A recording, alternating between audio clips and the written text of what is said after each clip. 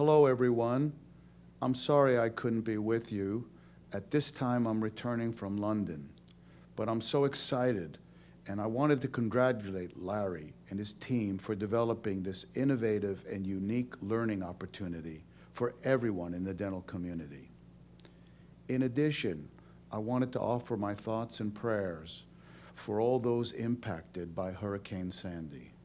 My own family that lives out on Long Island were affected, but not nearly as significantly as so many others.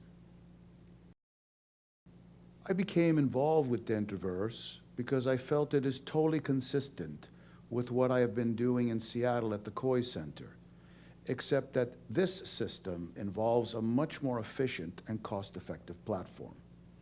Here in Seattle, I feel like we have a graduate program for practicing dentists. And we have worked very hard to minimize the fragmented approach to continue education to truly be able to transform people's lives. You know, innovation is an interesting concept, but really when you think about innovation, what has to happen with innovation is also the entire ecosystem that surrounds innovation. Many people have been involved with creating effective innovation, but have failed with setting up a whole system of how to implement it. I feel that DentaVerse has done that.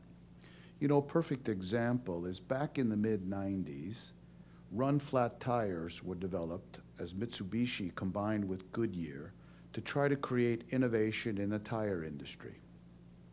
As a result of that, they began to then negotiate with several car companies to now place run-flat tires on their vehicles. This was done by the mid-2000s. And what a great idea, what great innovation, to be able to run 100, 150 miles after you get a flat tire and really then be able to get to where you need to be safely. But there was a problem. These run-flat tires needed to have special equipment to eventually change them. And they needed technicians that were specially trained to be able to change the tires. Unfortunately, in the automotive industry, this wasn't accomplished. And so all the people that bought the cars that had run-flat tires were very disappointed that they couldn't get service. And then also, it was very expensive.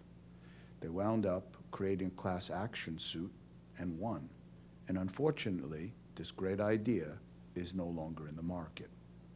So when you think about innovation, it's really an interesting concept because you see there's nothing more difficult to take in hand, more perilous to conduct, more uncertain in its success than to take the lead in introducing a new order of things. The innovator will have for enemies all those that have done well under old conditions and lukewarm defenders from those who may do well under the new. Well, it's interesting because the introduction or the introductory concept that I wanted to at least explain in my brief introduction with DentaVerse was the concept of disruptive innovations. But in this case, maybe trying to look at creating affordable dental health opportunities. I think the future in dentistry certainly involves our ability to continue to evolve and meet the needs of humanity. And in order to do that, we need to evolve to a concept called precision medicine. It will take the highest priority and become one of the most actual profitable parts of the value chain. The technologies that enable precise diagnosis and subsequently predictable, effective therapy are those that have the potential to transform healthcare through disruption. The term technology might refer to a new piece of machinery, a new production process, a mathematical equation, based on risk analysis, or a body of understanding about molecular pathway. My analogy for this is simple, but I think effective. I call it the barbecue concept. What you see in front of you are three basic barbecue grills.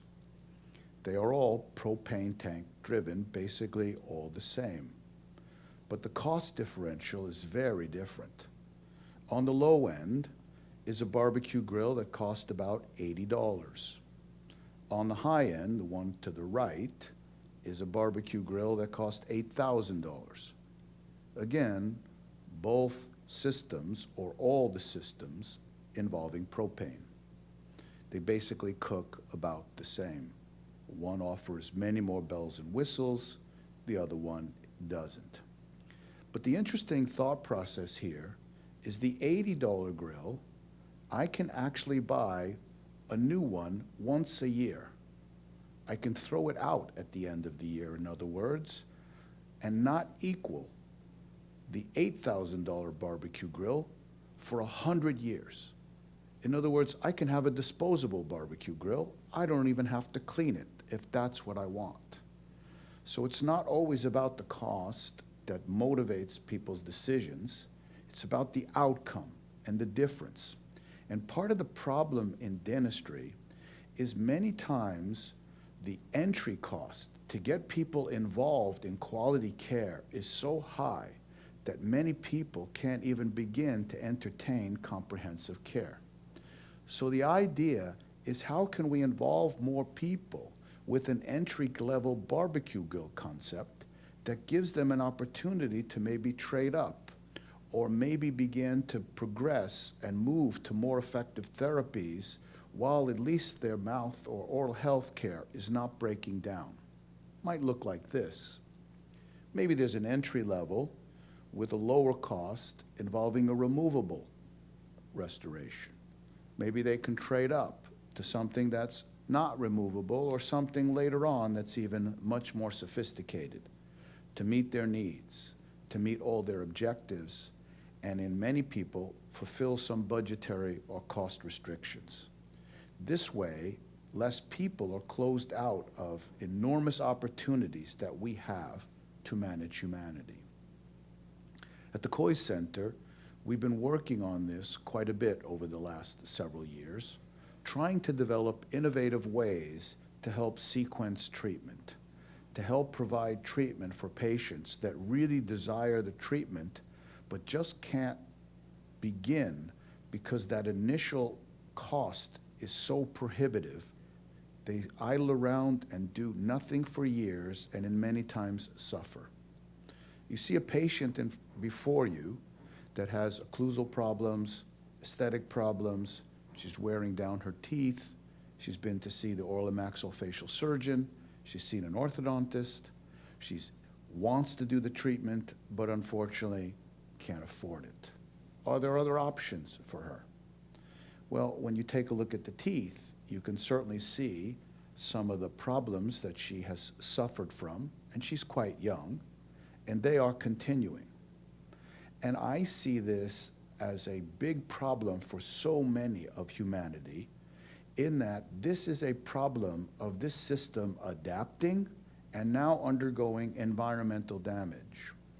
You know, the diseases that we've traditionally treated, caries and periodontal disease, are typically not on the same incidence. The prevalence of these diseases has certainly been reduced, but the prevalence and the problems with adaptation and environmental damage has increased.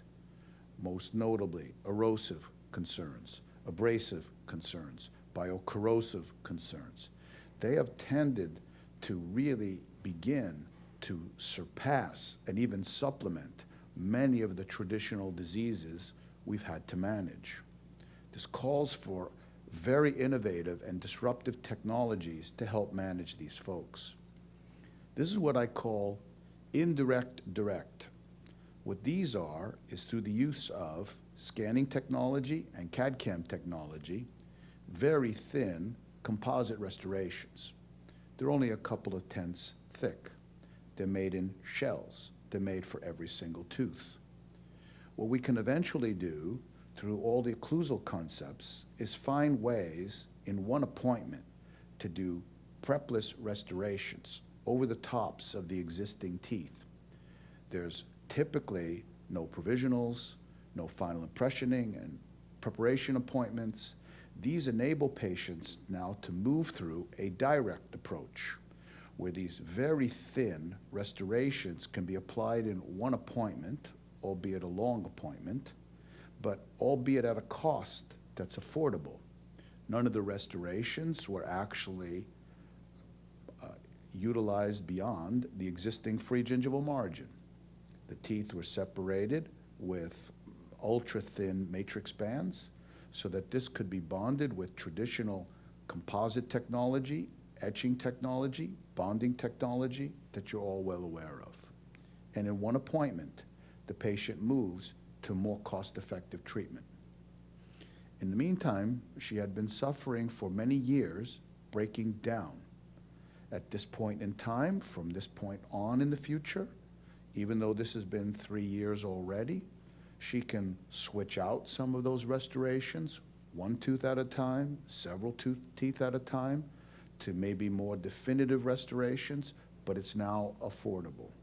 And these are truly opportunities that we never even entertained before. There's another part to this that I think is a big part of our future. As soon as I explain this, it will become familiar to everyone. The first is something you might be more familiar with, but in a different context. I call it the hitman. I call it the hitman because I feel like I've spent too much time in my practice explaining to people all the problems that they've had, but in a way where it seems like I'm always trying to sell them the dentistry because they really don't understand all their needs. It's not really what I signed up for. I signed up for something different. I signed up for an opportunity to be this. And this sounds relatively simple, but it's not, because medicine doesn't seem to have this problem. In medicine, for instance, you would get blood work done. The patient would be able to see the blood work and realize there's a problem. There are values that are not in the normal range. You then go to your cardiologist to find out why and what you can do about it. The cardiologist then becomes the healer. In dentistry, I want the same opportunities. I want more definitive data. I want opportunities for the data to help patients explain where the problems are, so that then the data can be used in different ways so I can be viewed as the healer. I'll show you what I mean. What if there was scanning technology which already exists but can be more of a wellness screen rather than using the scanning technology for just crown and bridge? I'll show you what I mean. In my practice, what we do is we scan patients as an entry point. It can be delegated to the dental assistants. They can easily provide the necessary scanning rather than go through all the traditional opportunities that we've had in the past. Now look at the difference. Instead of trying to explain to the patient that they have severe wear and that this is a potential future problem for them because the rate of wear isn't easy to determine from a single evaluation. And in the meantime, I'm trying to explain all the additional environmental damage that may or may not subsequently take place. I feel like I'm the hitman. What if you could do something else? What if you just merely scanned their teeth and then several years later, you were able to rescan their teeth? And when you rescan their teeth, what you saw is a change. Now look at the difference. With this technology that can be superimposed, now I can say, Mr. Jones, based on the comparisons of the two scans, in the last 5 years, you've lost 29% of your front tooth. Now, the patient sees that the data analysis is the hitman, the scanning technology and the computer, and now I'm the healer to begin to discuss opportunities to figure out what to do about it. It's a very different future for us and one that I'm extremely excited about. As we begin to put this together, I'd like to introduce this concept of combinatorial explosion that came from the book Bounce. I think if you have an opportunity, you would love this book. It's like Talent is Overrated meets Outliers. In the book, they describe a very seasoned fire veteran. He's been on the force for more than 20 years. He assembles a team of very young firefighters, one of which hadn't even fought a real fire before in real circumstances. They're called in to fight a fire in Philadelphia, a private home. They break down the door, move into the living room, and start fighting the fire, which is apparently coming from the kitchen with the hose. They are able to suppress the flames and shut the hose off. As soon as they do that, however, the flames come right back. They proceed to fight the fire a bit more, and the same thing happens. Within the next minute, the fire lieutenant says to his younger crew, get out now. And they rush out of the building. Over the next minute and a half, the floor that they were standing on in the living room collapses, and many of them may have perished. They were amazed at his intuitive sense. They asked him, when he was out of the building and now safe, how did you know that? How did you make that decision? Did you have some extrasensory perception? Did you have a premonition? And he thought about it. And this is what he said. He said, number one, when I was fighting the flames in the kitchen with the water, and I took the water away, the flames came right back. What that meant to me is I wasn't fighting the origin of the fire. Two, we were standing on the living room floor, and it felt hot. It shouldn't be hot. He didn't know that the flames were coming from below them in a basement. They didn't even know there was a basement. And third, he said, I didn't hear any sound. With the raging fire, I should hear a crackling sound, and it was silent. As I put all three of them together, combinatorial explosion, I was able to make my decision. You see, combinatorial explosion requires learning. It requires intense learning at a very high level that many times requires years of experience to develop. What we're all trying to do is gain that knowledge and insight as early in our careers as possible to reduce the suffering that we all do when we make mistakes. I think as a dentist, one of our problems is the guilt we feel when anything fails, that to some degree we wonder, is it something we did?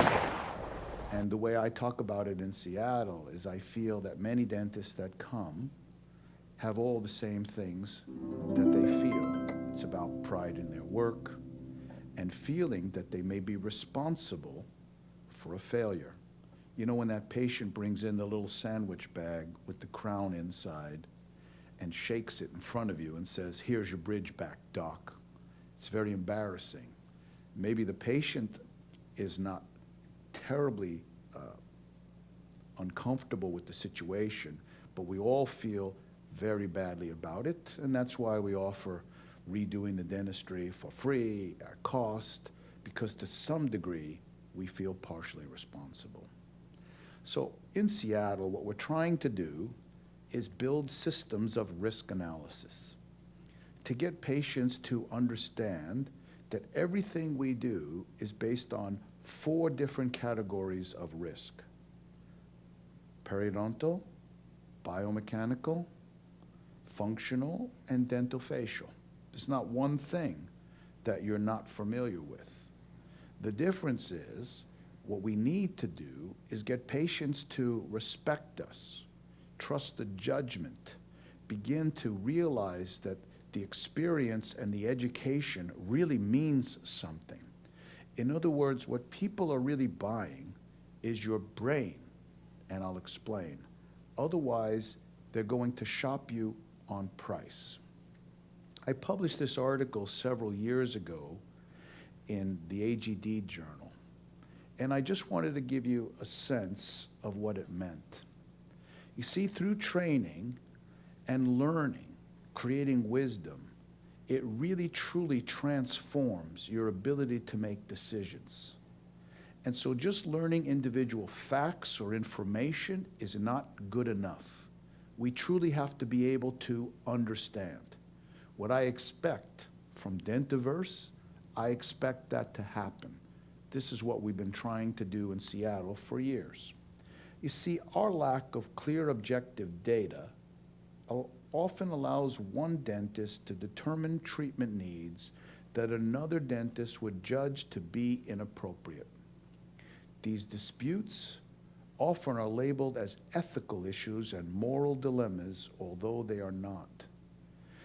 They also can be misinterpreted as part of an entrepreneurial agenda that is not in the best interest of our patients' health and well-being. See, the future for us is very different. As we start to think about hitman versus healer, it needs to be evidence-based. It needs to have more objective data with better metrics so that our clinical decision-making, combinatorial explosion, will remain emotionally driven and empirical. And if it stays like that, we won't be able to change. So we have to move to making objective decisions rather than purely emotional decisions. And then the future will be much brighter. In other words, when patients trust your brain, rather than you feel like you're selling commodities, and moving away from being a hitman and becoming a healer, I think truly the learning, the education can transform not only your dental practice, but truly your personal life. I'd like to end this with a wonderful quote by Ralph Waldo Emerson. Every artist was first an amateur. And when you look at that sketch, which does not look impressive, then I'm sure that you can see, and many of the artists that you've seen maybe on the streets in New York sometimes, when you see who this artist really is, you can truly, truly begin to appreciate what transformation is all about. And when I show you his growth, it's self-explanatory. Pablo Picasso. We all have a Pablo Picasso inside of us. It's going to take training and education to bring it out. Larry, again, I want to congratulate you on this incredible effort. I'm really expecting to have an incredible support system. I'm really looking forward to all the opportunities that DentaVerse can create for all of us, and I wish all of you a wonderful opportunity, and I bid you farewell. Take care, and see you soon. Bye now.